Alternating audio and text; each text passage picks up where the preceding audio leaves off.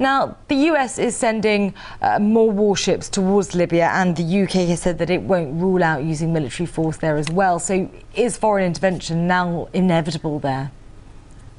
No, it's not inevitable, but it's true. They've brought in two ships, the USS Ponce and the USS Gear Force, that have 2,000 Marines. They have drone missiles. I don't think it's inevitable, but I think that the American position now is pretty clear. They want to remove Gaddafi. If they can do it with a special operations force, if they can do it with drones, so be it. But it may well be that a massive invasion force is launched. They have the capability to do that. There are some problems with that, of course. The Arab League's against it. The United Nations hasn't sanctioned it. But I think it's going to depend on what we see in the next 24 hours. The Americans are realizing that they may have to, unless they get rid of Gaddafi, he may survive this. It's difficult to know exactly what's going on there, but the recent reports suggest that Gaddafi may be gaining back some of the territory. It's, you know, we just don't know. But to answer your question, no, I don't say it's inevitable. I think it's likely that there'll be an effort to assassinate Gaddafi.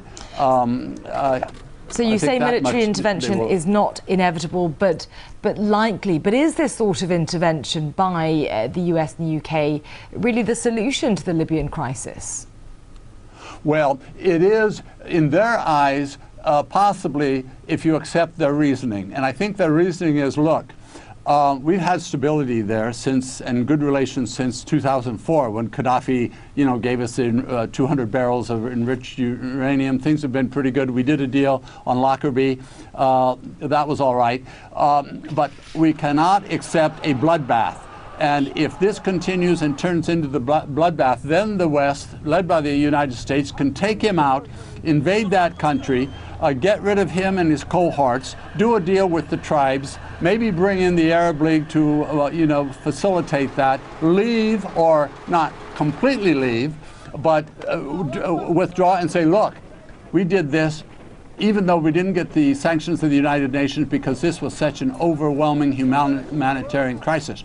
They can gain politically from this. With all the debacles the Americans have had, if they can somehow be seen as doing the world a favor, and then if they withdraw or substantially withdraw, and if the Arab League gets in there, then I think the American administration could say, yes, we were justified doing it. We're changing our policy in the region. This is an example of it. We're not going to occupy that country, but we could not accept this kind of bloodbath. I think that would be their argument. Well, you talk about the international community's fear of a bloodbath, as you put it, and of course the international community has insisted that it's on military standby purely for humanitarian reasons. Do you support that, or do you think that there could be other agendas at play here? There's always the major three agendas with American foreign policy we've seen in the past century, and that is, we want stability. Gaddafi was all right for us for 42 years. He was what Reagan called the madman of the Middle East. All those problems we had with him. But by gosh, that oil is going, and it's going to our allies, France and Italy, and we have a cut into that. So that's fine. Stability we've had with that, with Gaddafi. That's what we need. Secondly, we need a friendly power there for maybe some use of military bases. You know, we have 800 bases in 130 countries, and that would be nice. But in the case of Gaddafi, we don't need that in Libya, rather, because we've got enough around the region. But the third thing that we need is a government there that will support Israel, or at least keep quiet about Israel, that will not join the resistance, that will not make problems with Camp David, and that's a requirement. So whatever government goes in there, that's what we're going to be there to try to assure. Apart from that, I don't think the Americans would desire a long intervention. They just want stability in that small country of 6.2 million people, and I think they believe that they can achieve that. But there are real doubts about Gaddafi, of course, we don't know this afternoon which way the pendulum is going to go. He may survive this. Well, some experts are saying that events in Libya are, to them, even echoing the build-up to the US-led invasion of Iraq. Do you think that those comparisons are fair? Well, certainly we earned, the public has earned the right to make that comparison because that was such a false criminal enterprise. I think it is fair to raise and discuss that, but I see some differences here. You know, Libya is not Iraq, neither by population or by power or by influence in the region. Gaddafi has not been a thorn in the side of Israel. Our policy is based largely on what suits Israel. Saddam was a big problem for Israel. That's why we went in there.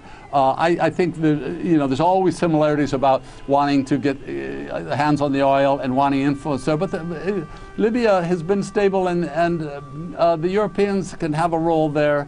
And certainly the Arab League should. This is a tremendous opportunity for the Arab League to follow up on their declaration that they don't want intervention and to try to solve this among themselves, to send a delegation over there and let them show that their worth is something, because in many people's eyes they're, you know, a pretty a weak force. So I predict that the Arab League will get more involved.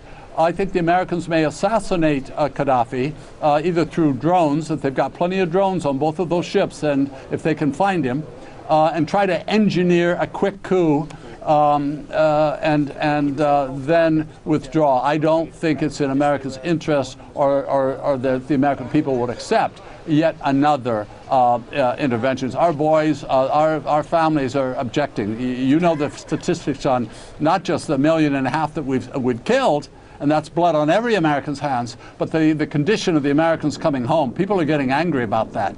I mean, nobody who comes back from Iraq is probably going to be normal again, and that's a huge price for nothing, you know, except the bad reputation of increasingly of the world. So I'll be surprised if we get involved there, and I don't think that's what Obama expects. He wants to clean it up, announce to the world that we did something good, we did something right for a change, and we're out of here.